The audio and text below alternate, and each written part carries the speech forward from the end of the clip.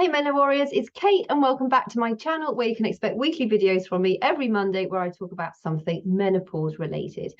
If it's the first time you've come across me, welcome to my channel. I do these every week. Excuse my dog, I've just given him a bath and he's just going absolutely bonkers. You can find me on Instagram at Kate Hartley UK, of course on YouTube, on Facebook at Kate Hartley UK. I'm also on TikTok at Kate Hartley UK. So come and find me there. On Instagram is where I probably share most of my resources. I have got a link in my bio if you want to click some free downloads. I've got loads of stuff there that might be of use to you. So today I'm going to actually be talking about teas that can help us burn fat more effectively. Last week I talked about 5 particular foods, and today I'm going to be talking about teas and drinks that can speed up our metabolism, help us burn fat more effectively, and also which are good for our gut health in general, which means that it's good for our mental health. The 90% of our serotonin, which is one of our feel-good hormones, gets created in the gut, not up here like most people think. 50% of dopamine gets created in the gut, not up here. That's another of our happy hormones. So it's really important that our gut health is well cared for in order for us to thrive through the menopause. My mission is to instill belief in you that you really can thrive through the menopause. It's not just about survival. I know some ladies have a harder time of it than others. If you take certain steps, lifestyle changes, you can definitely guarantee improvements in your experience of the menopause. So I'm going to get started. First of all, I'm going to talk about something that I drink every day, several times a day, and that's apple cider vinegar. My grandpa used to drink apple cider vinegar, and he swore it was good for his joints. He had arthritis, and he had the glug of apple cider vinegar every morning in a glass of water, I guess. Make sure it's raw so that it's not been treated, because the raw is the purer version. You're going to get the healthy bacteria in the raw apple cider vinegar. If it's been processed, you probably find the healthy bacteria has been killed off. So make sure to get the raw one. Most supermarkets, if not all supermarkets, sell it. In the morning, I just do a good glug.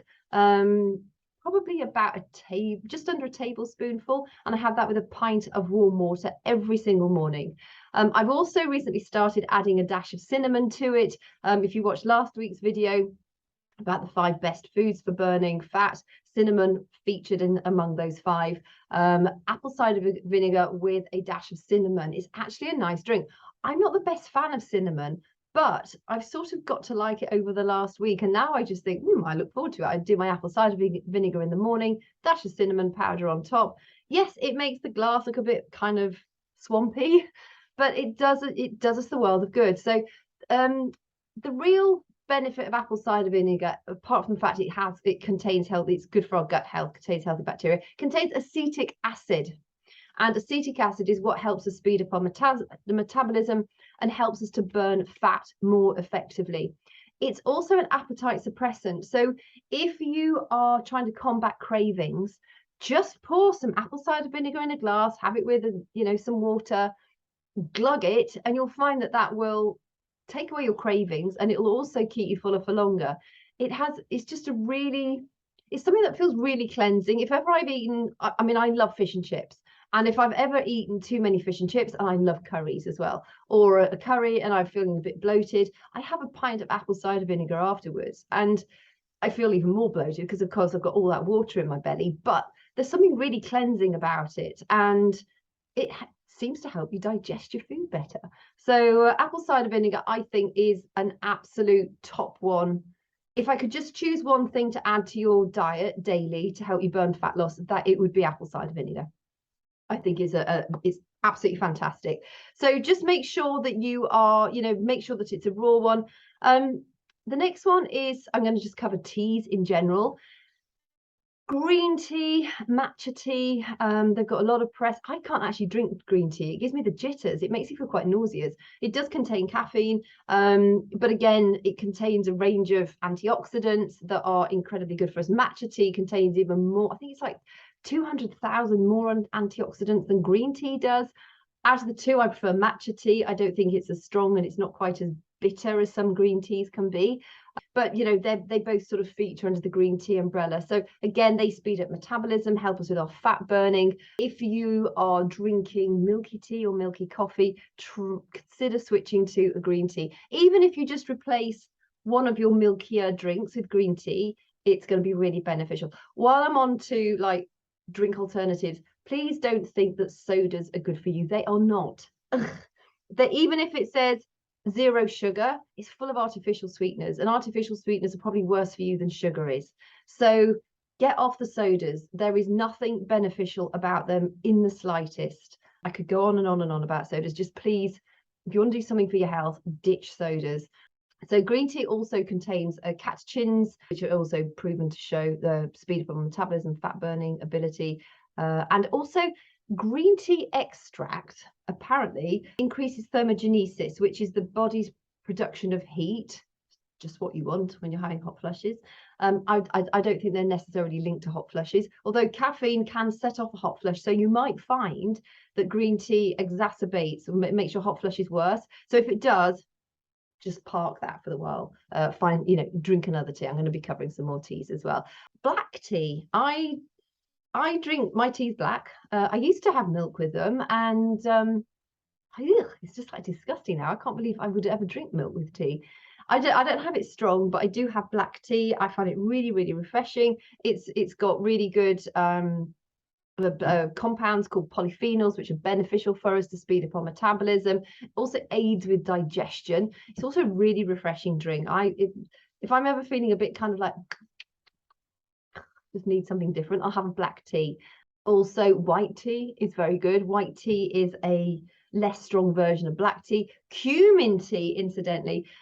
Cumin, I mean, spices are so good for us in any case. I love cooking Indian food. I just think with turmeric, cumin, ginger, garlic, garam masala, I know that's a blend, but that's like my favorite thing. Coriander, they have so many beneficial properties for us. They're anti-inflammatory, help promote gut health, which again helps promote your mental health. Thymoquinone is an active ingredient of cumin, and you can just stick some cumin powder in some hot water. Probably not boiling water, because boiling's going to nuke the goodness in it, but use hot water, and then you can even let it chill and add something like lemon juice to it, or maybe peppermint essence, or mint leaves. Get creative with it. But again, cumin is a really, really good tea to help you with your weight loss and also sort of anti-inflammatory properties. Oolong tea is a Chinese herbal tea that sort of falls between the green tea and the black tea, depending on how long it's been oxidized for, so how long it's been left out in the sun. And I've been doing a bit of research on it, and actually it was really hard to find anything conclusive to say, oh well, it tastes like this, because all of the reports say, well, it's a little bit of this and it's a little bit of that, and it depends how long it's left to bake and oxidize and all that kind of stuff. But oolong tea is a very, very good one for you. Pu'er tea, that's a Chinese tea which has been associated with weight loss for literally centuries, is fermented, and that gives it its unique flavor. Personally, I've not tried pu'er tea yet, but it has been shown to promote fat loss and increase metabolism. There is a lot of information, a lot of information out there at the moment saying that tea bags contain these microplastics. And as soon as I get up to Scotland very shortly, I'm ditching all of my tea that's in bags, and I'm going to go for loose leaf tea. And yeah, we always used to have loose leaf tea, didn't we? And I have had loose leaf tea not too long ago, and it seems to just taste better. So I'm going back to the old teapot and a tea strainer, and that's how I'm going to have my tea. It reduces the microplastics, not just that goes into the sink and into the sea, the lakes, the rivers, and the sea, in us as well. So just be mindful of the fact that tea bags, as weird as it sounds, contain microplastics, which are bad for you and bad for the environment. So just bear that in mind. My next one is kombucha that I would suggest to you. Now, I make my own kombucha. I actually invested in something called a refractometer, which measures the sugar content, because I ran a free group last year on kombucha, how to brew your own kombucha. I'm not hosting that group anymore, but it is still open. So if you wanted to sort of get in there and have a look at the information, just message me. I'll send you the link to the group. It literally takes you from why you would want to drink kombucha right the way through to the brewing process and how to flavor them and how to maintain your scobies and beyond, etc., etc. It contains everything that you would ever need to know about kombucha. If you buy shop bought kombucha, it's always got added stuff in, and it's quite high in sugar. When you brew your own, if you brew it for longer, I tend to brew you have a first fermentation and then you flavor it for a few days and then you bottle it. My first fermentation normally takes about 10 days. A lot of kombucha says between 6 and 7 days. I've even seen 4 days recommended by some person, and it's just like, well, that would be really sweet, because the whole point is that the SCOBY, the bacteria, and a little bit of the starter fluid converts the sweet black tea into a fermented drink. And it does have a trace amount of alcohol. So if you're sensitive to alcohol, just mind that. You probably want to give kombucha a wide berth. But it's not like you can drink it and you just think, ooh, I'm crikey, where am I? It's really, really refreshing. I drink a glass of kombucha most mornings. I drink a kombucha normally with my dinner or after my dinner. Again, if I've had a big dinner, like I said, I normally have apple cider vinegar and water, but I sometimes do have a kombucha too. Kombucha is incredibly good for our gut health. Probably out of all the drinks I've mentioned today, kombucha is the one that is the best for your gut health. If you let your kombucha go too long, it turns more vinegary. So the longer you ferment it, so that sort of 10-day, 14-day process, the more vinegary it becomes. But if you end up with a mix that you just think, whew, no, I couldn't drink that. It's gone too vinegary. You've gone on holiday, you've forgotten about it. Well, life's happened and there's been a disaster and you've not done anything with it for much longer, as soon as you should have. You can use it as vinegar, and you can use it like apple cider vinegar. You can also use it to clean things, like we use vinegar to clean things. So don't throw it. It's always got a use. I just think I swear by it. Just out of interest, some really really yummy things to add to your kombucha. So you've done your 10 days fermentation, and then I normally flavor it for about 4 days in big mason jars. Some of my favorite flavorings are dates. They give it a really lovely syrupy flavor once it's brewed. Banana's quite nice. I love lemon and green cardamom pods. I crush the cardamom pods, put that in with just a sliced lemon. Berries, and it makes it this gorgeous, like deep sort of reddy purpley color as well. And red or pink grapefruit again is delicious. But you'll find what works best for you. So like I say, if you want access to that free group, just message me. I will send you the link. You can go and explore. There's loads of information in there for you. And kombucha is an absolute ace at mental health, gut health, and also helping you drink something that's going to speed up your metabolism and help you to burn fat faster. It's also a great alternative if you're trying to reduce your alcohol, because it's slightly sparkling, so it's slightly effervescent.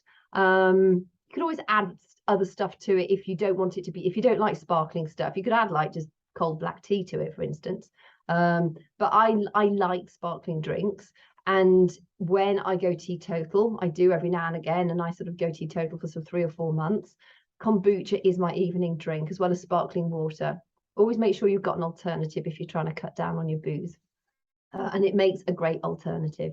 It's also one of those drinks that pairs really nicely with cider or sparkling wine or white wine. So if you're trying to cut down on your alcohol, but you don't want to actually cut out the alcohol just yet, you can always, instead of having like a whole glass of cider, have half and half. So half cider and half kombucha. You'd never know the difference, but it's really, really nice. At least you're cutting down on the alcohol that you're having, but you're still having a refreshing drink that's actually very good for your gut health and obviously your mental health. And then we come to water, the age-old water. I understand a lot of people don't like to drink water. I actually really enjoy drinking water. I've sort of trained myself to enjoy drinking water. If you have water that doesn't taste very nice, buy one of those filter jug things that you can get from the supermarket. They don't cost that much. They will make the biggest difference to how your water tastes, because they take out a lot of the, I can't believe I'm saying it, contaminants and like the stuff that really shouldn't be in our water but is. They make the biggest difference to how your water tastes.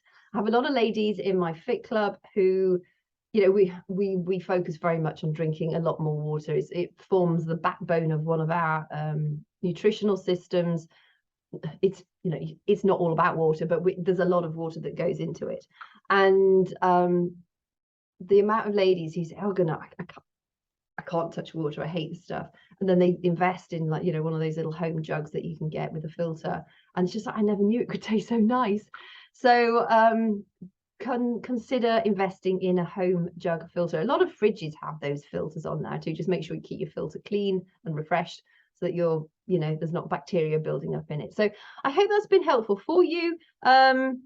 Just again, in summary, apple cider vinegar, brilliant. Start your day, commit to starting your day with a table, or maybe when you're beginning, half a tablespoon of apple cider vinegar and a pint of warm water. You're going to do your body so much good, because also remember, when you've been in bed all night long, you're dehydrated. You might have gone for like 8 hours with no drink of any fluid. So make sure, it's a really good way to start your day is a pint of water with apple cider vinegar in. A lot of people use lemon juice as well. Again, lemon juice is really, really good. I've switched more to apple cider vinegar these days. I just think it's even better. But they're both alkaline when they come into the body. So foods are either alkaline, acidic, or neutral with their pH value. And while you might hear somebody saying, oh, follow an alkaline diet because it makes your body alkaline, the body will always balance itself. But the problem is a lot of us eat too many acid forming foods. So then the body is using energy to create that balance, to find that balance of the right pH level. If you're feeding your body foods which are naturally alkaline, it doesn't have to expend so much energy to reach that balance. So it's not that you're making yourself more alkaline by eating lots of vegetables and fruit and, you know, lemon juice and apple cider vinegar, that sort of thing. It just means that you're helping your body keep the right balance, pH balance that it needs to maintain. And there's not much wiggle room in that balance. But most, I mean, processed foods, meats, teas, coffees, a lot of teas, a lot of coffees are acidic. They're great for your roses, by the way, too. The tea bags or tea leaves and coffee grains. Once you've used them, store them if you can, and put them on your roses or underneath your rhododendrons and your azaleas, because those plants like acidic soil. And they're very beneficial for them. So at least I recycle all my coffee grounds, I recycle all my tea leaves. They go into the garden and my plants thrive as a result of it. So it means I just have to get a bit organized in my kitchen. I've got lots of containers with weird stuff in it. So yeah, I hope that was helpful to you. I'd be really interested to know if you do any of these already. Just incidentally, there's a lady who I've recently got to know on TikTok called Mother Cuppa, if you're on TikTok, and she is just launching her business about teas, and she knows an awful lot about teas. She was talking about how sage tea is a great way to help you with muscle soreness. So, you know, with me being in the fitness field, it's a really helpful thing to know, because I always recommend Epsom salt baths and magnesium and that kind of thing. But sage tea is also really beneficial for muscle soreness. So, you know, if you're on TikTok, search her out, Mother, and then it's Cuppa, Cuppa. I think that's what she is, Cuppa. I hope so. You'll find her, she'll come up. I follow her. I don't follow an awful lot of people on TikTok, but if you find me at Kate Hartley UK, go to the people I follow and she'll soon pop up. And she's just starting her own business recommending teas to people, and she's got a lot of really good information on there as well. So I hope that's been helpful. Make it a great week, stay safe. I hope you don't get burnt or dehydrated or flooded or struck by lightning or sucked up in a tornado or anything. It's crazy out there at the moment, or the variety of weather that we're facing. And I'll look forward to catching you next week. Thank you so much for your company, and talk to you again soon.